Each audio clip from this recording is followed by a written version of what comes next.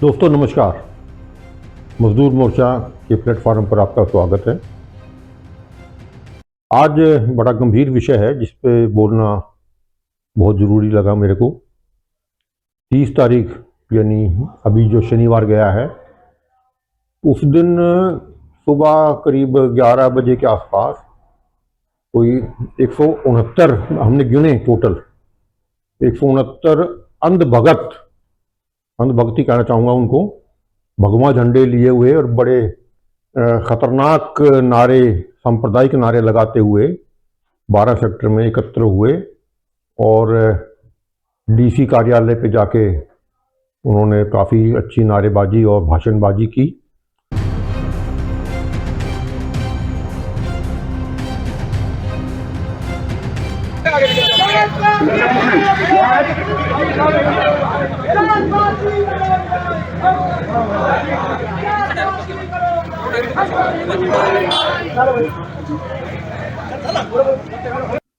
बड़ा अजीब लगा कि उस दिन छुट्टी होती है, डीसी कार्यालय पे उनको कौन मिला होगा कौन नहीं मिला होगा इसका तो हमें पता नहीं लग पाया। चलो किसी को तो ज्ञापन दिया ही होगा।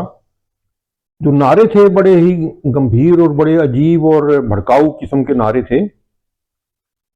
वीडियो थोड़ा लंबा होगा दोस्तों, इस बार छोटे वीडियो से काम नहीं चलेगा और आपको आखिर तक ही देखने से कुछ बात पल्ले पड़ेगी। खैर, एक नारा बड़ा ही अजीब लगा मेरे को।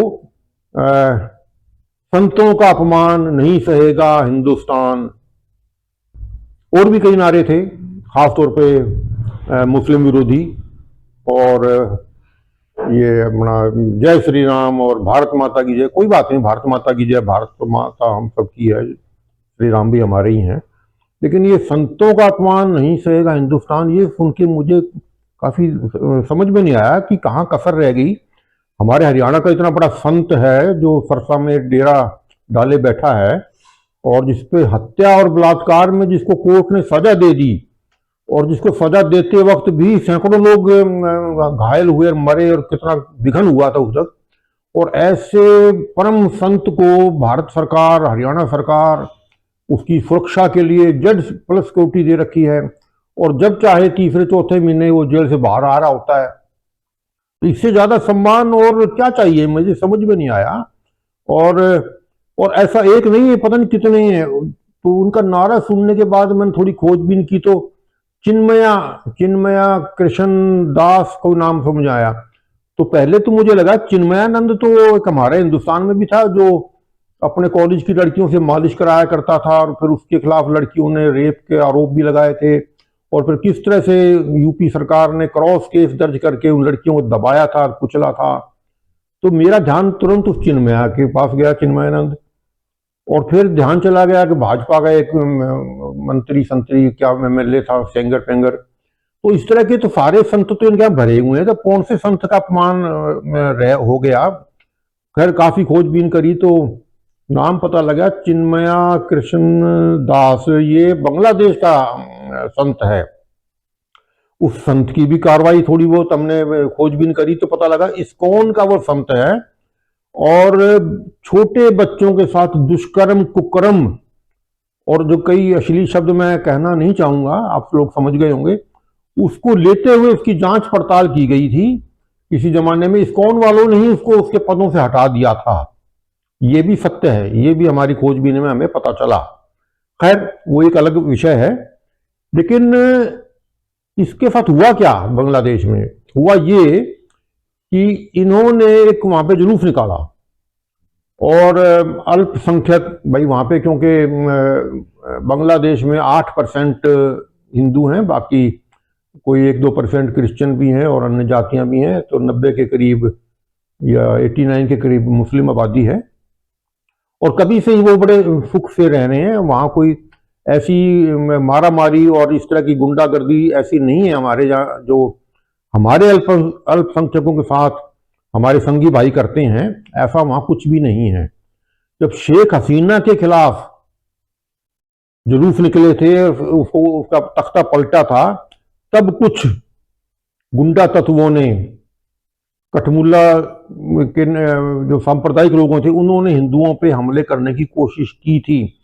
लेकिन तुरंत वहां के जो छात्र संगठन थे और जो ठीक ढंग के लोग थे, उन्होंने उसका विरोध किया और उनको दबाया और रोका, और वहां की पुलिस और सेना ने भी उनको अच्छी तरह से लताड़ा फटकारा और उनकी गुंडागर्दी पर रोक लगाई थी, जो कि हमारे यहाँ नहीं हो पाती।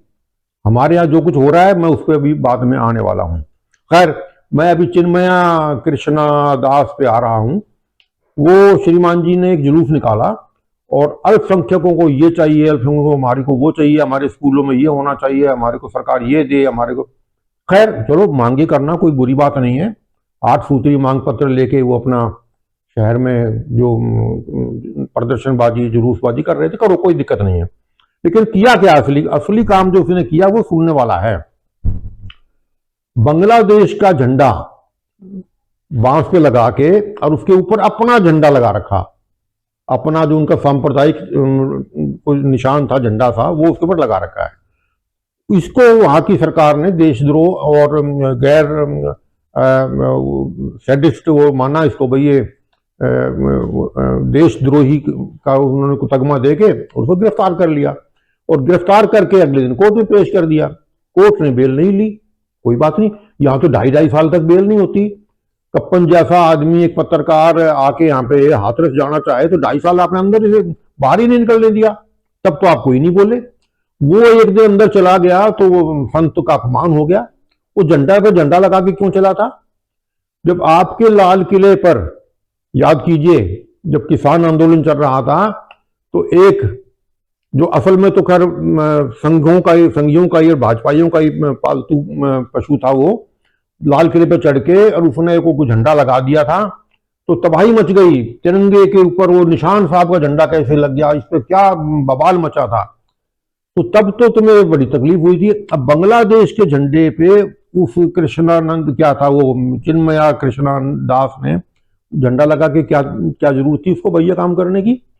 जब ऐसा काम करेगा तो सरकार तो एक्शन में आएगी, और सरकार ने कोई गलत काम नहीं किया और वहां पर किसी का कत्लेआम नहीं हुआ, किसी पर कुछ हुआ नहीं। और ऐसे में जो थोड़ा बहुत सांप्रदायिक ताकतें होती हैं वो दंगा फसाद करती हैं, ये कोई खास बात नहीं है। लेकिन वहां की पुलिस और प्रशासन ने ऐसा कोई काम नहीं किया जो हमारा योगी और हमारी जो संघी सरकारें करती हैं, ऐसा कोई काम वहां पे नहीं हुआ। लेकिन भावनाएं भड़काने के लिए, क्योंकि और तो कोई काम है नहीं, भावनाएं भड़काओ, हिंदू मुस्लिम करो, यही काम रह गया। अब जो 169 आदमी जो हमने गिने वहां पे, उनको इस शहर में क्या हो रहा है उससे कोई चिंता नहीं है। सांस लेने को शुद्ध हवा नहीं है, जो कि सरकार की जिम्मेवारी है। जो धुआं फैल रहा है, जो धूल उड़ रही है, जो प्लास्टिक और रबड़ जलता है सारा दिन शहर के अंदर, जो जाम लगे रहते हैं, उनसे निपटना सरकार की जिम्मेवारी है, आम आदमी की जिम्मेवारी नहीं है। उसकी तरफ कोई ध्यान नहीं है। आपके अस्पतालों में, स्कूलों में क्या हो रहा है उसके लिए आप कोई आवाज नहीं उठाने को तैयार है। महंगाई किस कदर बढ़ती जा रही है, इस तरफ बोलने की कोई जरूरत नहीं है। हाँ, अपमान हो गया उसका, चिन्मयानंद कृष्णानंद का, उसकी बड़ी चिंता हो रही है।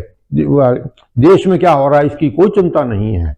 तो ये काम करने के लिए वो झंडा उठा के आ खड़े हुए, और कई बार आएंगे, अभी कोई एक बार नहीं आए हैं, बार बार आएंगे, क्योंकि इनको और कोई काम है नहीं, सिर्फ ध्यान भटकाना है। जो रोजमर्रा की समस्याएं हैं, दिन प्रतिदिन की समस्याएं हैं, उनसे कोई ताल्लुक नहीं है।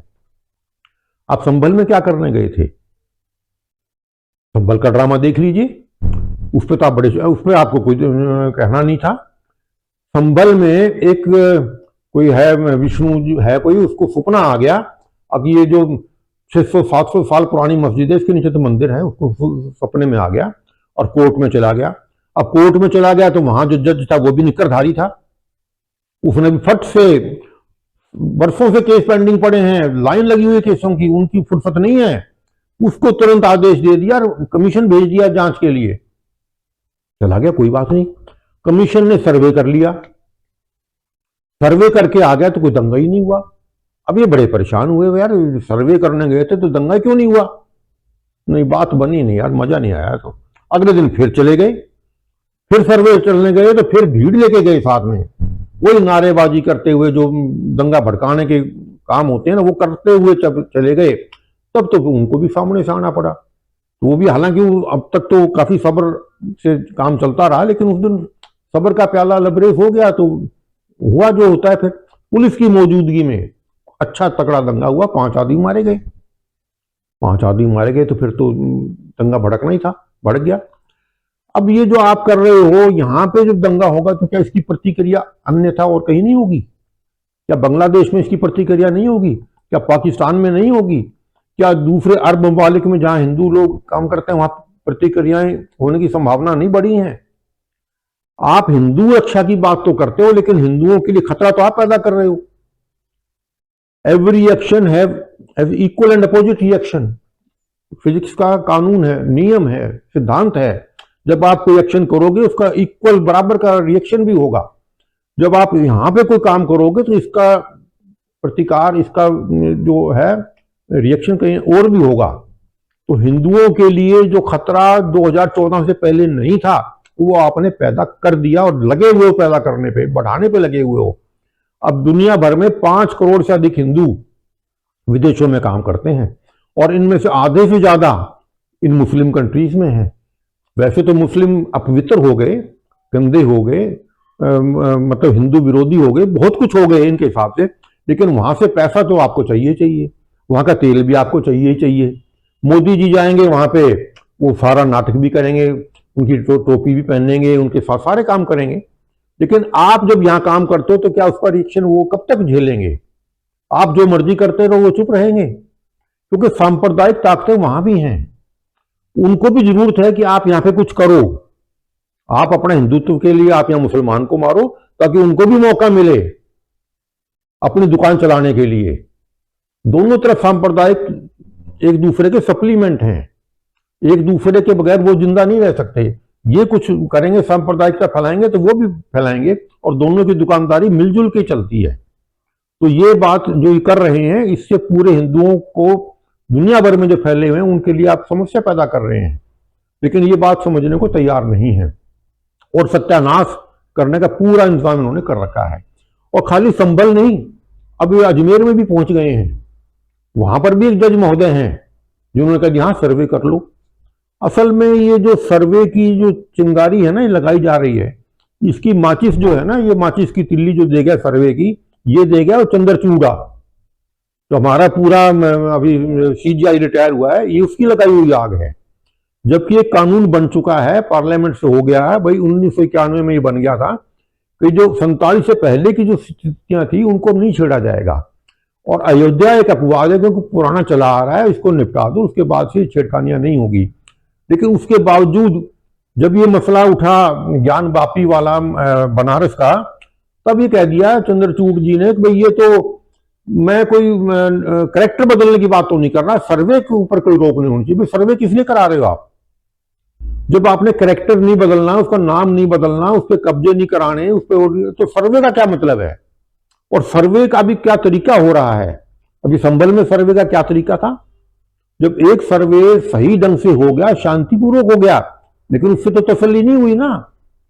सर्वे तो ऐसा होना चाहिए ना जहां पे लठ बजे, गोली चले, 5-7-10 मरे, 5-7 इनके मरे, 5-7 उनके मरे, तो आग भड़के ना फिर, ताकि और कामों से फुर्सत हो जाए और इस पे लगे रहें। ये है इनका असली निशाना। तो ये चंद्रचूड़ जी कार्रवाई कर गए थे ना, ये देश के इतिहास में लिखा जाएगा पक्का कि कितना बढ़िया काम हमारे चंद्रचूड़ जी कर गए थे।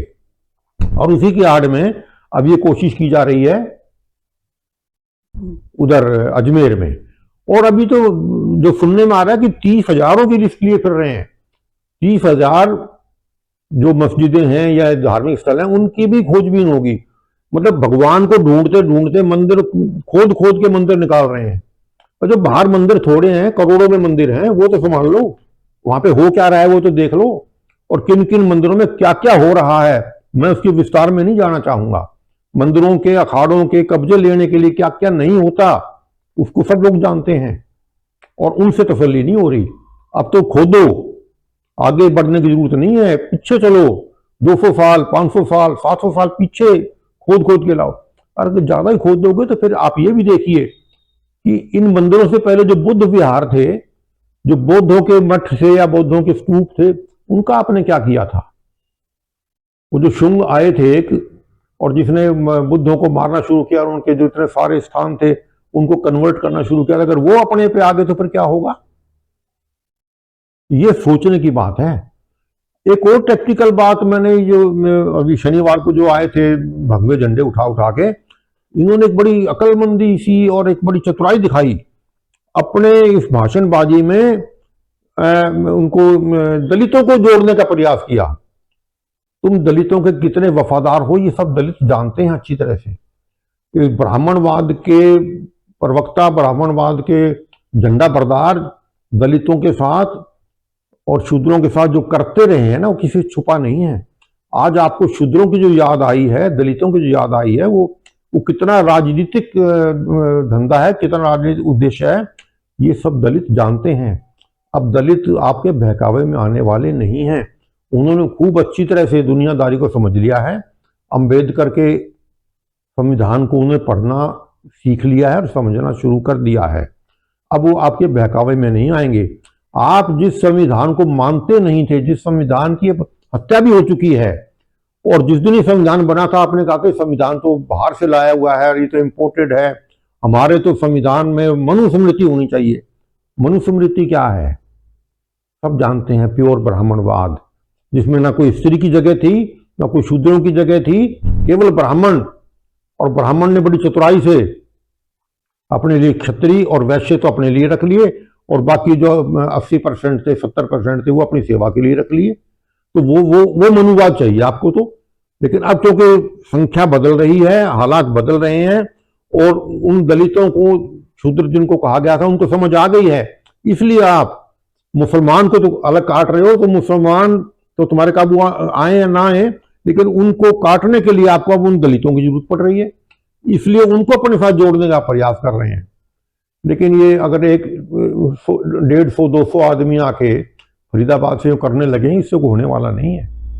अभी हालात जो दिखाई दे रहे हैं, जनता को बहुत समझ आ गई है, और समझ आ जानी चाहिए जिनको भी। इन्होंने जो मेवात में कोशिश की थी ना, यहाँ से जो गए थे, तुम्हारे जीजे आ रहे हैं, तुम्हारे दामाद आ रहे हैं, माड़ा तार कर लो, और जो पड़े वहां से जूते फिर भागे चप्पलें छोड़ छोड़ के, इनको ये भरोसा था, इनको ये गलतफहमी थी, तमाम हिंदू, तमाम शूद्र, तमाम दलित, तमाम जाट गुजर सब इनके मुसलमान के खिलाफ खड़े हो जाएंगे। एक भी नहीं खड़ा हुआ, और इसीलिए तो भागना पड़ा, और दोबारा हिम्मत नहीं हुई वहां जाने की। तो अब इनको होश में आ जाए तो अच्छा है, नहीं तो जनता होश में ले आएगी। तो साथियों, ये बड़ा महत्वपूर्ण विषय है, और इस पे विचार करना बहुत जरूरी है कि किस तरह से जहर फैलाया जा रहा है, और यही एक कारण है जिससे ये इस देश का भट्ठा बिठाने का पूरा प्रोग्राम किया जा रहा है। तो अगर समय रहते साथियों नहीं चाहते तो ये पूरा आग लगाने के लिए माचिस की डिबिया लिए फिर रहे हैं, और जगह जगह तेल बिखेर रहे हैं, और एक भी चिंगारी कभी लगे तो पूरा देश जले, यही इनका काम रह रहा है। वैसे तो अखंड भारत की बात करेंगे, लेकिन इसे खंडित करने में कोई कसर नहीं छोड़ रहे हैं। हर तरह से इसको खंडित करना है, और यही इनका एक उद्देश्य रह गया है। हिंदू राष्ट्र बनाएंगे, हिंदू राष्ट्र भाई, जब तुम हिंदू राष्ट्र बना रहे हो तो खालिस्तान क्यों ना बनाएंगे? फिर कोई और अपना नागालैंड क्यों नहीं बनाएंगे? वो हर आदमी फिर अपनी अलग सॉवरेनिटी क्यों नहीं मांगेगा? जब तुम बीज बोओगे तो दूसरे भी तो बीज बोएंगे ना। फिर और बीज बोते तो तकलीफ होती है, खुद बोते हो तो कोई दिक्कत नहीं तुम्हें। तो ये उल्टे उल्टे काम जो कर रहे हैं ना, ये देशद्रोह से कम नहीं है। ये स्वतंत्रता संग्राम में तुम्हारा कोई योगदान नहीं रहा, तुमने हमेशा अंग्रेजों की तलवे चाटे, आज तुम देशभक्ति का सर्टिफिकेट देते फिर रहे हो। जिस तिरंगे में को अपशुकन बताते थे, तो हमारा अपशुकन है 3 रंग का झंडा, तो इसको अब नहीं मानेंगे, हमारा तो भगवा झंडा रहेगा। आज तुम तिरंगा यात्राएं निकालते फिर रहे हो। ये तुम्हारी कथनी और करनी साफ दिखाई दे रही है लोगों को। कथनी करने के बाद दूसरा एक और महत्वपूर्ण, अति महत्वपूर्ण प्रश्न तो दिमाग से उतर ही गया था। अगर यहाँ के मुसलमानों के साथ कोई बात होती है, कोई बात तो छोड़ दीजिए क्रिकेट मैच को लेके ही, क्योंकि पाकिस्तान ने अगर जीत रहा है या अच्छा खेल रहा है तो आपने ताड़ी क्यों बजा दी, इस पर ही बदला हो जाता है। और जब इन पे हमला हो जाए मुसलमानों पे, तो अगर मुसलमान ने कभी ये नहीं कहा पाकिस्तान की फौज आके हमला कर दे, कभी ऐसा चर्चा नहीं हुआ। लेकिन ये श्रीमान चिन्मया कृष्णा दास जी भारत को आह्वान करते हैं कि मोदी जी फौज को भेजे फटाफट, और एक फौज जी उनको कहते हैं कि आके हमला कर दो बांग्लादेश के ऊपर, और इसको ये कर दो और उसको वो कर दो। चलो वो तो मूर्ख है ही है, उसने तो कह दी बात। ये हमारे जो 169-63 आदमी जो आए थे डीसी ऑफिस में, ये भी कहते हैं कि बांग्लादेश की औकात क्या है, और हमारा मोदी चाहे तो 1 मिनट में कुचल देगा, ये मोदी जी ये कर देगा। अरे मोदी को जो करेगा पता है, इंटरनेशनल मामले ऐसे तुम्हारे झंडे उठाने से नहीं हुआ करते। मोदी की औकात तो नेपाल ने बता दी, भूटान ने बता दी, जो हमेशा से हमारे मित्र रहे हैं वो आज तुम्हें आंखें दिखा रहे हैं, वो तुम्हारे कहे में नहीं है। आज वो तुमने अपने दुश्मन बना लिए, कोई पड़ोसी देश तुम्हारी सुनने को तैयार नहीं है। तुम कहते थे हम पीओके को जोड़ लेंगे और ये कर लेंगे, और सीधा तुम फौज को आप भेजने की बात करते हो। अक्ल से कतई पैदल, वो तो कर ही रहा था, तुम भी उसका समर्थन कर रहे हो कि मोदी वहां जाए और फौज भेज दे। ऐसे फौजें नहीं जाया करती। हाँ, तुम में दम है तो तुम जाओ ना निक्कर डंडा पहन के वहां पे, तुम जाओ वहां पे अपना ढोल बजाते हुए, कम आ गए हैं पता लगेगा। अंतरराष्ट्रीय मामलों को समझने की भी जरूरत नहीं समझते। ये वो जमाने नहीं है कि चल दिए डंडा उठा के। तो ये अकल का नमूना है इनका। आपस में बांग्लादेश से इतने अच्छे ताल्लुकात रहे हैं, अब वहां पे जो मसला हुआ, शेख हसीना हटी ना हटी, जो भी हुआ, और जो मोदी जी सौदे करते रहे वहां बिजली बेचने का अडानी की, वो उनको मैं दरकिनार करता हूं। लेकिन इस मौके पे उसने, चिन्मया ने जो मांगा, आप फौज भेज दो यहाँ पे, तेरे लिए फौज भेज देंगे, फौज इसी काम के लिए बैठी है। और उसके समर्थन में ये भी आंकड़े हो कि मोदी फौज भेज दे, मोदी में इतनी ताकत है, मोदी कर देगा। मोदी आंख तो काट के दिखाए वहां पे, उनको कह के तो देखे इस मामले पे। इल्तिजा कर सकते हैं, रिक्वेस्ट कर सकते हैं भाई हिंदुओं पे ये ना करो। हालांकि वो जितना अच्छा उनका एडमिनिस्ट्रेशन है हिंदुओं के बारे में, हम तो कुछ भी नहीं उनके मुकाबले में। हमारी सरकारें जिस तरह से यहाँ पे कर रही है अल्पसंख्यकों के साथ, वो तो कहीं ज्यादा बेहतर है। वहां पे तो वहां का सिस्टम ज्यादा अच्छा है। अब जनता बहकावे में आने वाली ज्यादा रह नहीं गई है।